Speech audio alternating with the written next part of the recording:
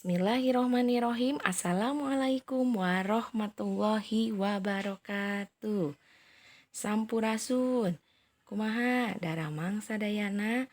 Alhamdulillah. Hatur nuhun pami daramang mah.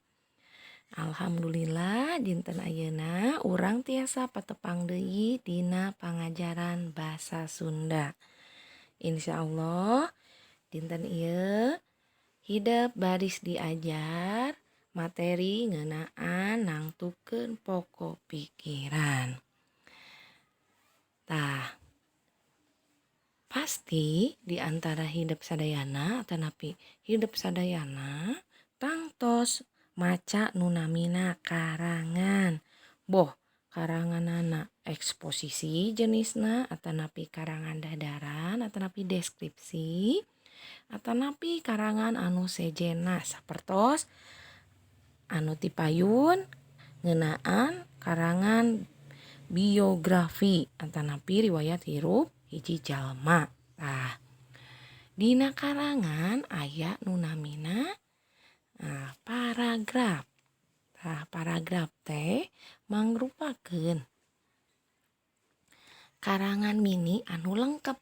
Nu dimaksud karangan mini hartina nyaeta karangan nu ngan ukur sababaraha kalimah, malahan memungkin ngan ukur sakalimah. Paragraf disebut oge karangan mini nu lengkap. Lamun dina paragraf eta teh aya kalimah pokok atanapi kalimah lulugu dina basa Sunda mah disebatna jeung sababaraha kalimah pangjelas. Kalimah lulugu teh mangrupakeun pokok pikiran atanapi pikiran utamana.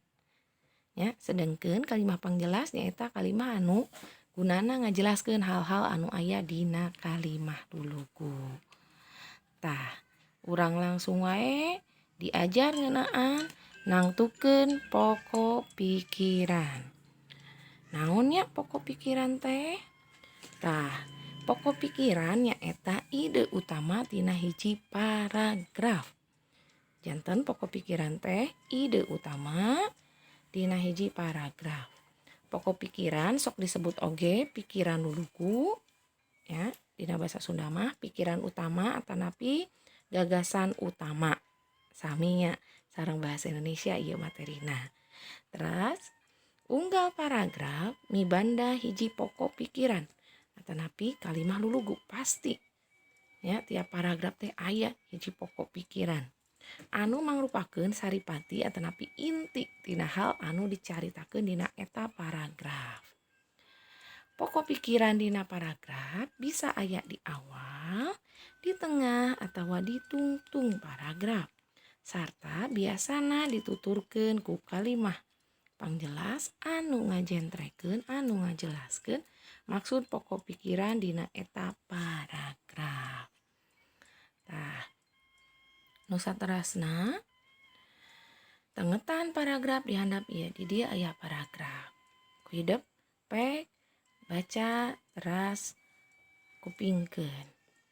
HP atanapi handphone atawa HP tah nya sanes hayam pelung kaasup kana babagian teknologi informasi jeung komunikasi. Ku ayana HP dunia anu sakitu legana teh karasa jadi leuwih heureut sempit. Dunia teh jadi taya watesna anu disebut mangsa globalisasi teh nya. Kiwari mah tempat anu jauh jadi deukeut, tapi sabalikna anu deukeut oge bisa jadi jauh. Gerak pek titenan ku hidep. Urang nyonyoh HP ngayakeun hubungan jeung batur anu pajauh. Ari digigireun aya batur ngarendeng, tapi lain weh dasarua keur nyonyoh HP. Duanana pada anteng nyonyoh HP masing-masing. Hubungan jeung papada batur jarakna jauh padahal keur diuk ngarendeng. Tah, dina paragraf di luhur pokok pikiranana nyaeta aya di awal paragraf. Nya nyaeta HP, handphone atau HP kaasup kana babagian teknologi informasi jeung komunikasi. Tah, sedengkeun kalimah pangjelasna nyaeta kalimah ya Saatosna nyaeta ku ayana HP dunia anu sakitu legana teh karasa jadi leuwih heureut. Nu kadua, dunia teh jadi taya watesna anu disebut mangsa globalisasi teh. Nu katilu, kiwari mah tempat anu jauh jadi deket tapi sabalikna anu deket oge bisa jadi jauh jeung saterusna. Tah ayeuna ku hidep prak baca kalayan taliti karangan dadaran Pop Sunda Napak Jaman. Dina buku paket diajar bahasa Sunda kelas genep, kaca 68 nepikeun ka 70. Mangga dibuka buku paket bahasa Sundana kaca 68 dugi 70. Dibaca heula aya karangan dadaran kaca 68 judulna Pop Sunda Napak Jaman tah. Nu aya fotona Darso. Tah teras kerjakeun latihan 3 kaca 70 hiji. Nyaeta tulis pokok pikiran dina unggal paragraf karangan dadaran Pop Sunda Napak Jaman. Didinya aya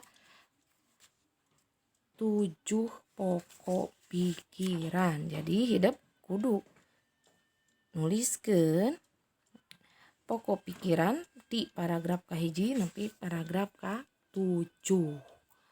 Tah kerjakeunana dina buku paket wae. Ya. Kanggo latihan ieu teu kedah dikintunkeun, margi bade dibahas ku Bu Nenden dina Zoom meeting. Mungkin ku Bu Nenden di-sharekeun waktosna. Panginten sakitu wae anu tiasa didugikeun ku Bu Nenden. Hapunten pami aya kalepatan. Hatur nuhun kanggo perhatosanana. Pamungkas wassalamualaikum warahmatullahi wabarakatuh.